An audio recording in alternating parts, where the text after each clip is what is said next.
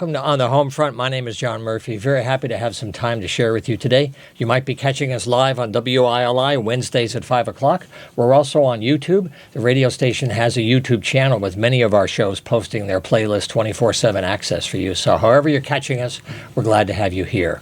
Our program today will end a little early for Red Sox coverage, and we're going to close out with a great interview about music with Hawk from the Owsley Stanley Foundation. You may know that Owsley Stanley was the famous sound engineer and archivist for the Grateful Dead for a long time. He did some very historic recordings in the 60s and 70s on the West Coast with a very unique recording technology. When he passed away, he left 1,400 hours of incredible recordings that his foundation, Hawk's Foundation, is now restoring and making available again. We're going to talk about one today that just came out about the music of Charles Ives. They've done Tim Buckley, Johnny Cash. They got one coming up with Miles Davis. The history of American music is coming out from the Owsley Stanley Foundation, and we'll talk about that at the end of the show. Right now, I'm happy to have Sydney Clements back in the house again, sitting next to me today. She's a visiting assistant professor at Eastern in the Department of Political Science, Philosophy, and Geography. I've had Sydney on the phone on the show many times over the years. Good to have you back in the house. It's so nice to be back. Yeah, Yes. It's been a couple of years. Yeah, It has been. And we're here today to talk about Veggiestock, the 8th annual, coming up on June 6th. It's a whole day happening in Lauder Park. Sydney's here to talk about what the symbolism is, what Veggiestock means, and also what's going to happen on June 6th. So thanks for being here. And maybe we could start out with your hopes for the day on June 6th at Lauder Park. Well, I hope that it is a beautiful, like, sunny 75-degree day, maybe. Yeah. Like today. Yeah, sunny. Yeah, today would have been a perfect day for Veggiestock. Yeah. But the event happens rain or shine. So we will be there regardless of the weather. If it's really hot, we got the river to swim in. But there's also tree coverage and tents if there's rain. So mark your calendars. On the 6th, we'll be there from 10 to 2 at Lauder Park. Right. Now, if you haven't been there before, it's a really nice energy. There's food there. There's music. There's vendors.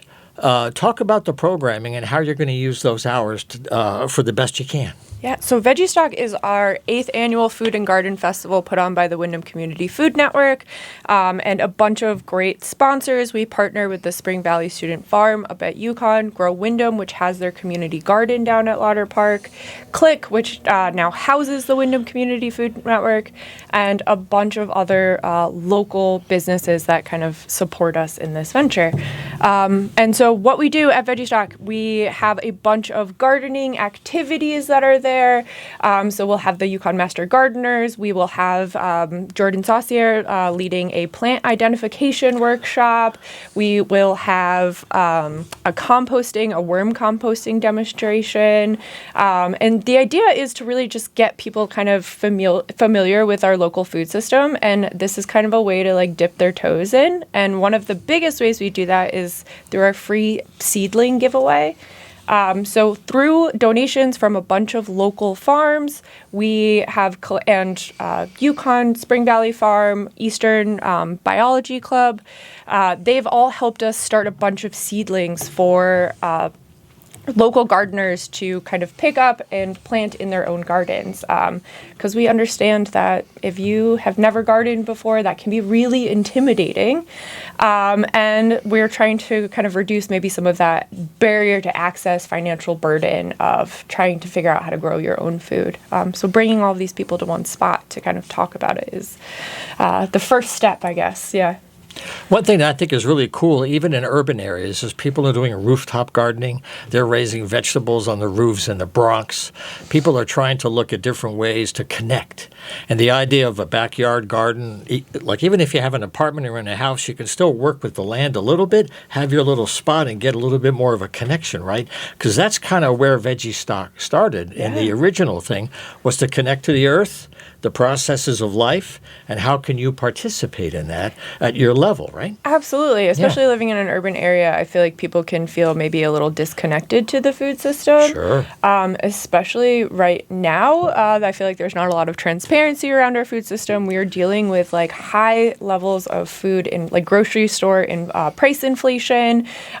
We are seeing increasing like levels of food insecurity, more needs for our food pantries. And so we're trying to give people back back some autonomy where they don't necessarily have to rely on some of those maybe emergency food system needs, interventions, or feel priced out of a grocery store or something, and be able to grow some of that food themselves. Yeah. We have lots and lots of farmers around us, and a lot of them are smaller, and they're struggling to survive when they don't have huge volumes of product to sell. And one of the things that the Windham Community Food Network is doing is they're kind of aggregating all that production so it can be used, I guess, in schools and other programs so they can actually sell their products and make a living at a smaller scale, right? That's a really important thing for the future. Yeah, so that's one of the kind of Click's bigger initiatives right now is they call themselves a food hub, where they are purchasing food from these local farmers and giving them to different schools or maybe restaurants. But then they're also working with the Food Network to distribute them through our community table Mesa Comunitaria program, which is a local food pantry delivery service, essentially. So for people that are dealing with food insecurity, we are delivering boxes. We are up to, I think, close to 70 families right now in the Windham area alone, where we are giving weekly deliveries there. Sign of the times. Exactly, yeah. And what happens too with Veggiestock, a lot of these plants that we're giving away. So we want you to grow food for yourselves and your community, but we also know that there comes a time in August where you have more yellow squash or cucumbers than you absolutely know what to do with. And so we ask that if you come into an abundance, that you donate some of that produce back to us, whether directly to Click or our community fridge. And then we'll use that food and distribute it out to these families as well that are in our program. And we've, over the years, have been able to distribute a couple 1,000 pounds just on donations from local gardeners from the seedlings they got at Veggiestock. Yeah, Chelsea mentioned that aggregating last time she was here. We should mention, too, Chelsea Cherrier and also Juan Pablo were going to be here today, but they're both not feeling that well, so we hope they have a speedy recovery. And if you want more information about the organization that Sydney's talking about, clickwillimantic.com. It's got lots of information throughout the year. It talks about the Food Network and all the resources that you may not know about. They also do trainings throughout the year as well. So that's how this economy is really trying to become stable in a very hard time when a lot of farmers are going bankrupt across the country. It's scary, especially in the Midwest. The tariffs are really hitting farmers hard, and people are thinking about food more and more. So it's great to have this. Again, this is going to be on June 6th, 10 to 2 at Lauder Park. Also, you mentioned Plant a Row. Do you want to mention how that works? That's another way to help and to also get involved locally. Yeah, so that Plant a Row program we talk about is similar. It's kind of that first step is the seedlings that we give away. And then if you have some extra room in your garden, maybe you plant a couple more seedlings, and then you give us that surplus back. And then that helps us really continue to stock the food pantries, our community fridge that is living over by the food co-op right now, to continue to reach these families in need. Yeah.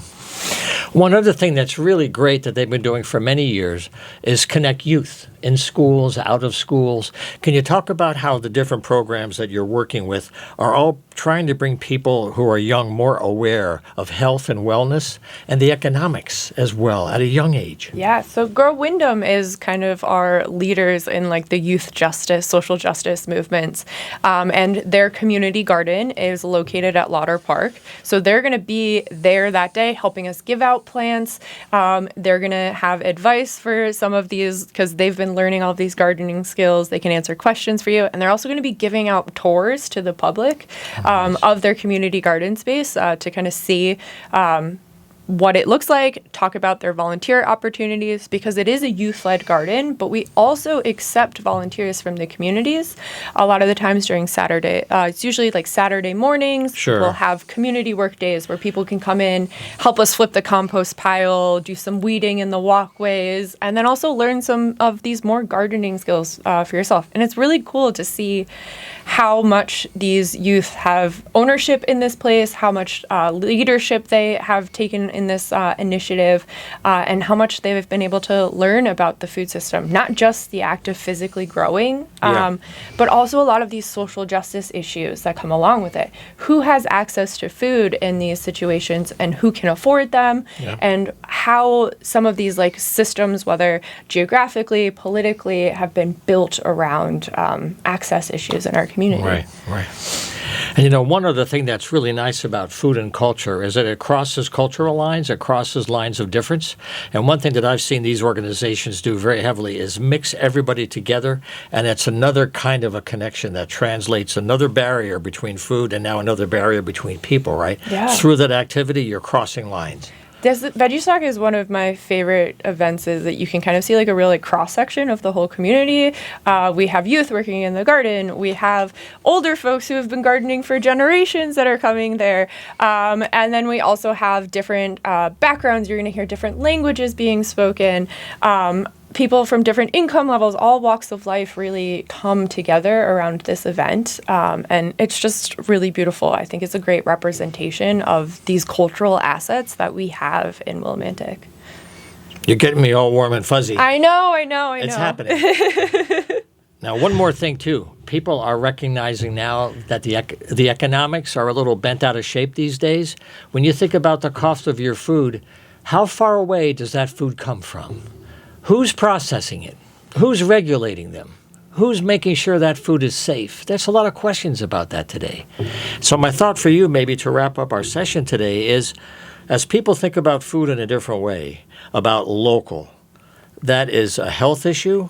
It's a cost of shipping expense. Yeah. It's jobs, keeping our money local in Connecticut, not leaving the state.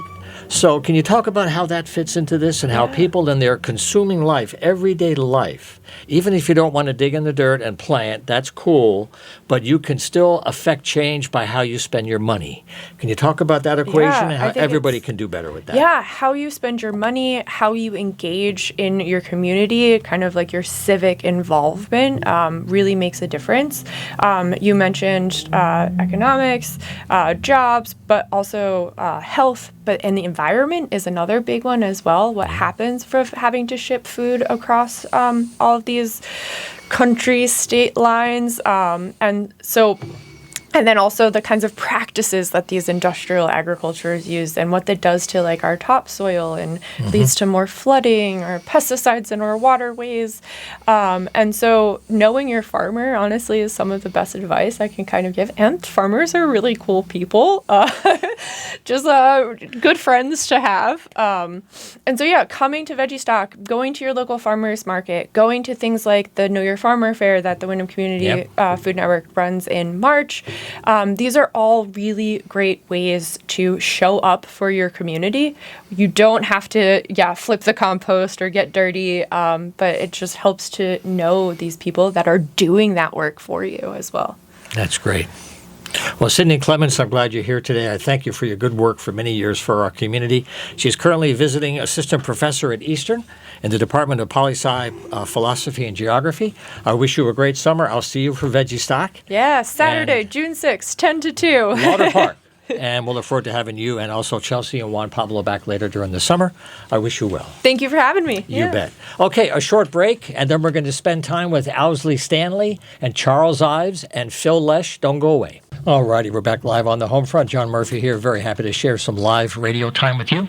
If you'd like to share the studio with us, if you've got some news or a story you want to share that takes more time, just use email to make the connection, and we're here live every Wednesday, and we're also on YouTube all the time. It's john@humanartsmedia.com. That's the address for information, and we'll be happy to get you here to share information. Well, for our next segment today, I'm really happy to share the phone again with Hawk from the Owsley Stanley Foundation. I've talked to these fine people a few times over the past few years, and they're doing an incredible job of preserving and restoring and sharing the work of Owsley Stanley, one of the great audio engineers, became very famous for his work on the West Coast with the Grateful Dead, recording some amazing performances. And when he passed away, he left over 1,000 recordings that their foundation is currently trying to restore and make available today. And the one that they recently issued has to do with someone very close to Connecticut, Charles Ives. So, Hawk, welcome back to the show. It's good to have you here on the airwaves again. Thank you, John. It's great to be back. You bet. Now, this is a wonderful double CD. It's called Concordance, 150 Years of Charles Ives, and it focuses on his second piano sonata, Concord Mass, in the mid-1800s. It's a beautiful book as well. It gives you a lot of history of Ives, the Transcendentalists, and everything that goes along with this incredible music that has a very interesting approach to composition and structure. So maybe, Hawk, one thing we could do to start is, what made you guys decide to do Ives at this particular time? And how did you first approach the work of trying to do a recording in 2025 with David Berman that we're going to hear an excerpt from, as well as one of the original recordings from John Kilpatrick in the 70s? How did that work out for you guys?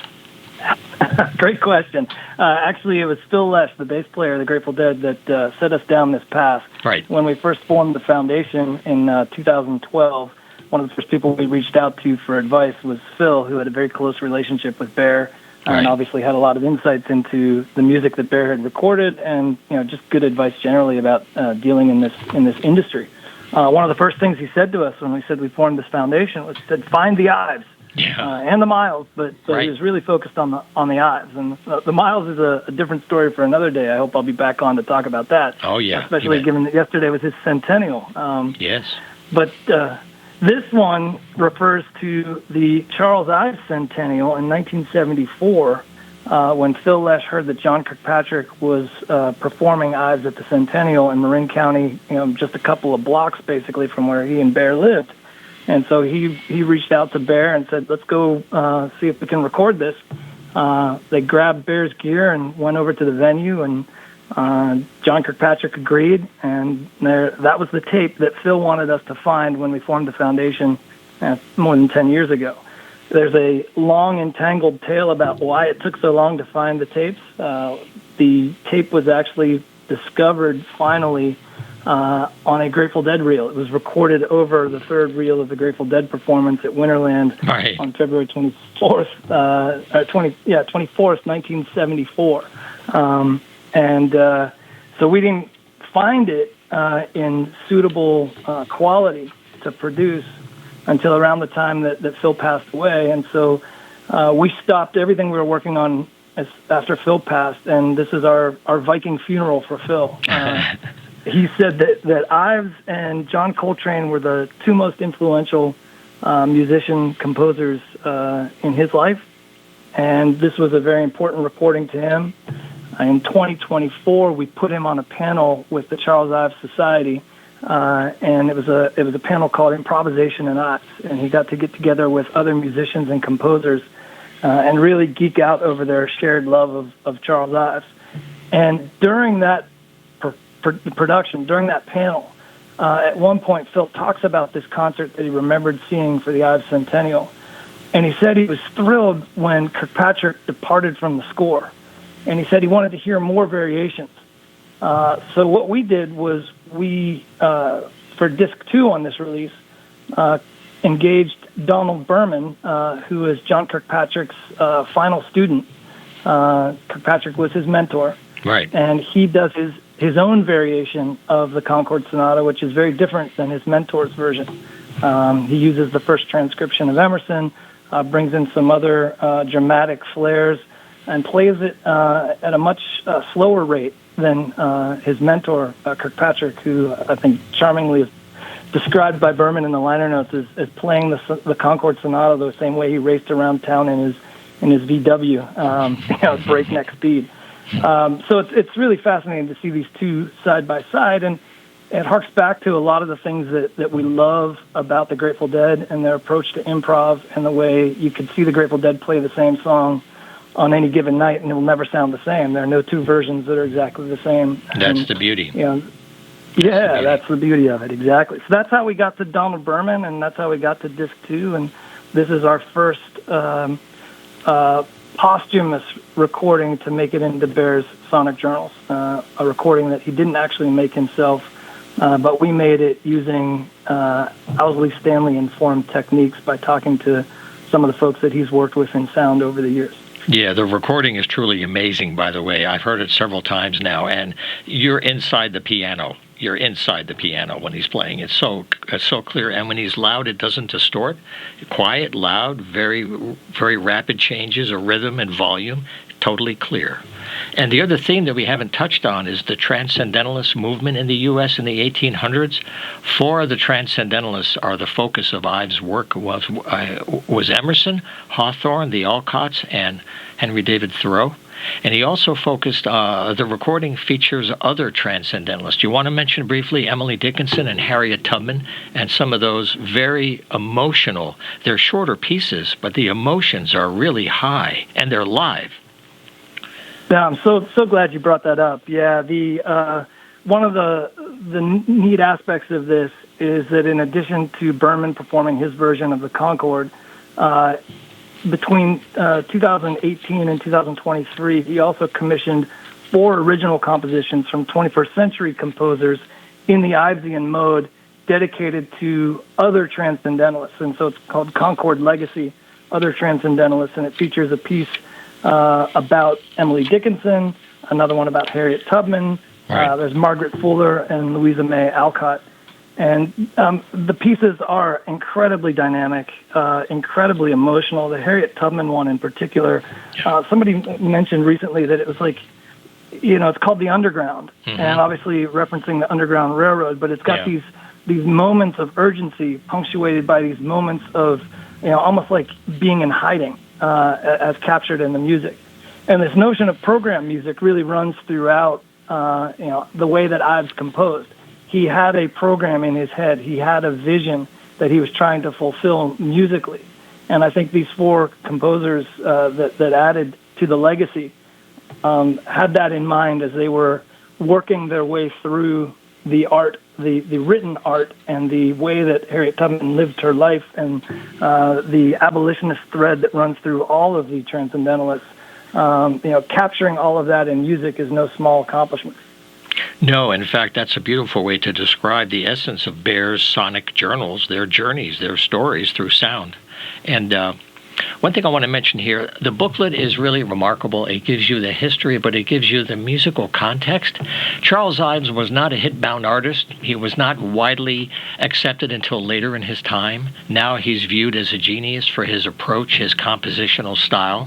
And there's a phrase here from the book on one of the essays. It says, "It's not just dissonance for its own sake. There's genius in the structure, the phrasings, quotations, deconstruction, and reassembly of forms, time changes, different keys and modulations, the separation of left and right hand playing fragments of core components or cyclical themes, sometimes sped up, sometimes slowed down.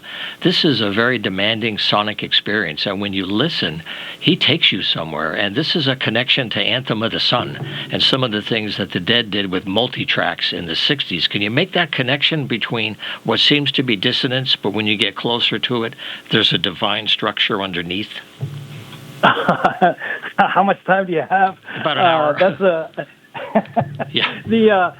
I think the fun place to start the story is, well, how on earth did Phil Lesh get interested in Charles Ives? And Phil and Owsley both were interested in Charles Ives from very different paths. And those paths converged on one particular night. It was February 4th, 1966, before the band headed to L.A. that weekend. According to Bear and according to Phil in separate writings, they got into a couple of cars together. So it's all the members of the Grateful Dead. They pile into a car, and at exactly 9 p.m. on February 4th, the second movement of Charles Ives' Fourth Symphony, the Commedia movement, comes on the radio. It was a brand new release at the time, recorded by Stokowski. It came out in late '65, so it was really fairly new to be played on the radio.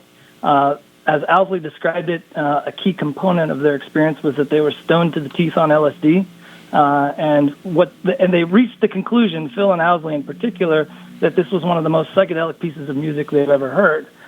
And what made it psychedelic, in part, was exactly what you were describing with the dissonances, the way that the sounds come together and move apart. And one of the things that Ives built into that composition was the way he composed it, required 3 conductors to make it sound like 3 different marching bands coming toward and apart from each other, creating this sort of chaos around the dissonances. So they were blown away by this. They went to L.A., had a whole host of adventures in between, but then fast forward to 1967, they're in New York taking some studio time to work on Anthem of the Sun, and lo and behold, Stokowski is performing at Carnegie Music Hall with two other conductors, the Fourth Symphony. And so Phil gets the whole band together and takes them the first night to see this performance, and they're blown away. Mickey is particularly blown away, and Phil's biography describes Mickey Hart, the drummer, and says, holographic, life-changing. We got to find a way to work this into our music. And so they went into the studio and working on Anthem of the Sun, and that's exactly what they do. They take, That's It for the Other one of the tracks, and they take 4 versions of the Grateful Dead playing That's It for the Other one on 4 different nights. They set it off in time slightly so that it's a bit jarring and it creates its own sort of temporal dissonance. And then they slam it back together at various points to make it a unified whole. Now, Phil says that he wasn't focused on... He was more influenced in the making of Anthem of the Sun by European classical composers, modern composers.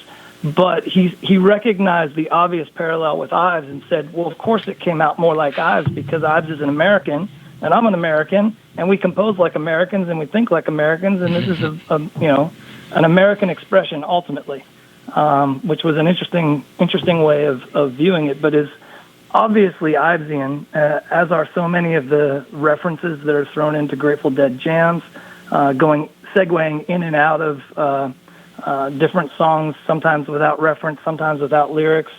All of that is very Ivesian, and also in the spirit of sort of the jazz tradition of the 20th century.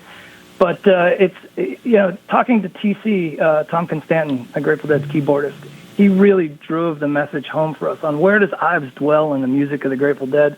And he used a cooking term, and he said, it's not right up at the surface. It's in the basic stock of the Grateful Dead. Mm-hmm. That we're Ivesian in the way we approach it. We're Ivesian in the way that we're willing to experiment. We're Ivesian in the way that we're not afraid of our dissonances. And certainly in Drums in Space, they lean into a lot of jarring and dissonant and discordant sounds. And I think that's another place where you see Ives in the Grateful Dead. Just want to mention, folks, in case you've joined us, we're talking to Hawk today from the Owsley Stanley Foundation. They have a new release out, Concordance, 150 Years of Charles Ives, and they're looking at recordings of the Second Piano Sonata. Let's take a couple of moments, and we'll come back to this, and we have a piece that we're going to play. I have a section that you had recommended. I think it was from track 4, right, Thoreau? Track 4, yeah. Track 4. So talk briefly about the foundation now.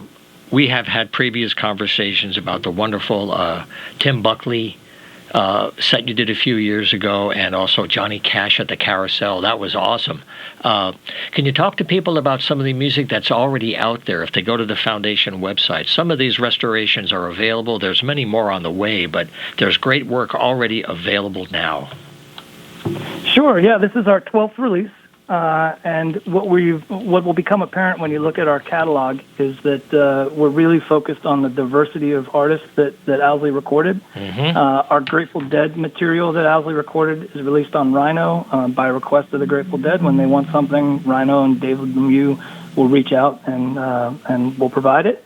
In terms of the other artists, we've identified more than 80 different artists so far in just about every different idiom of music you could imagine.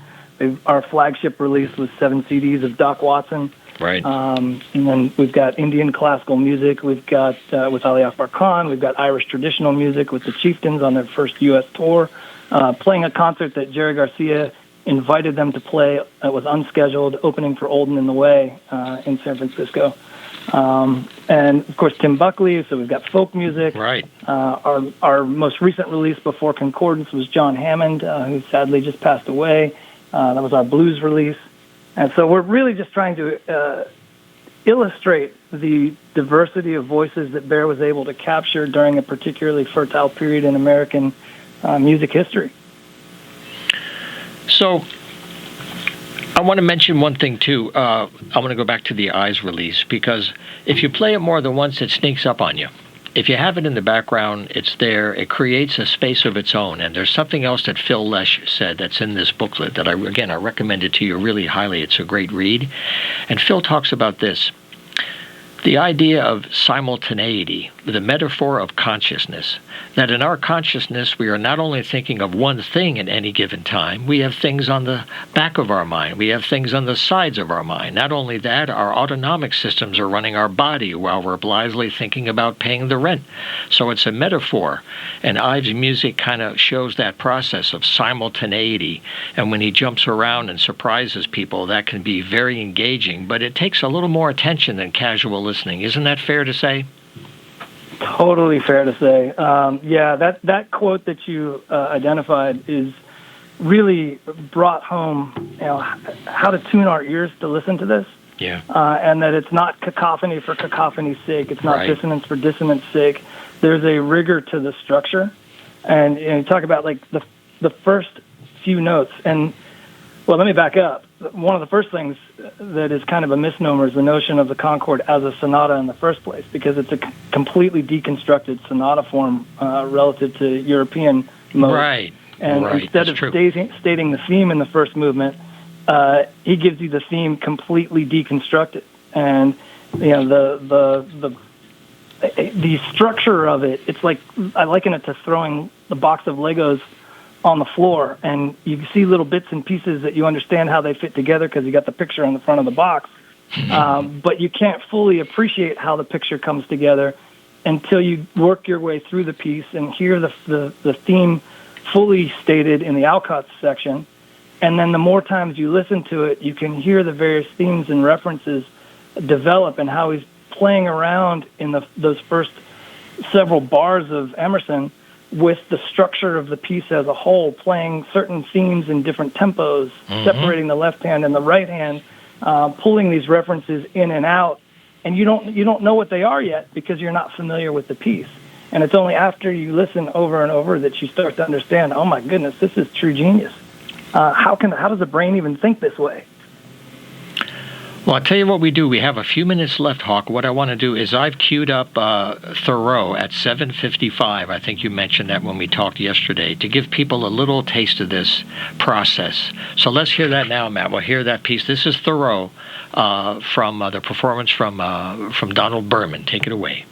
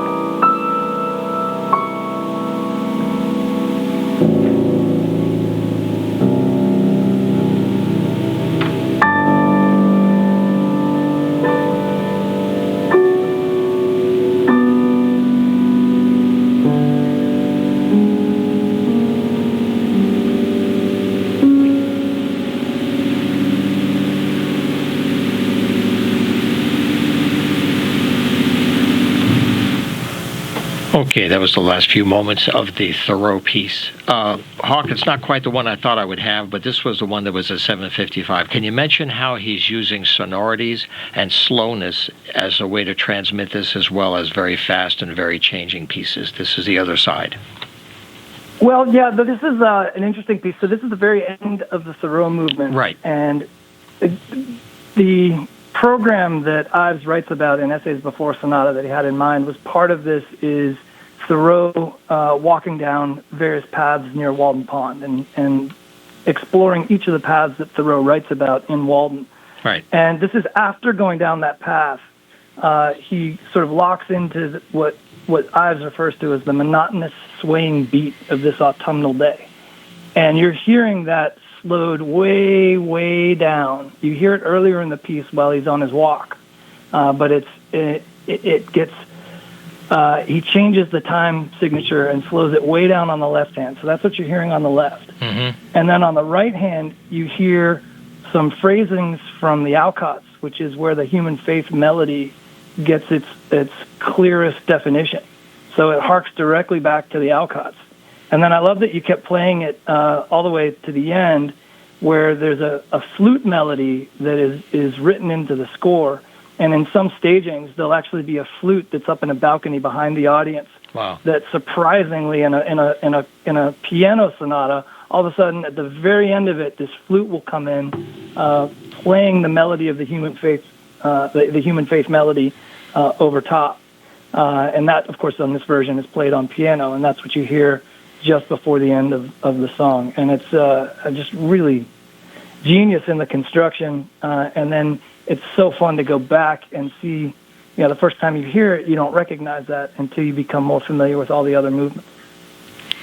Okay, Hawk. Well, it's always great to share some time here on the airways with you. I want to let people know again, this is from Bear's Sonic Journals, the newest release, Concordance, 150 Years of Charles Ives, a wonderful double CD, 1974 and 2025.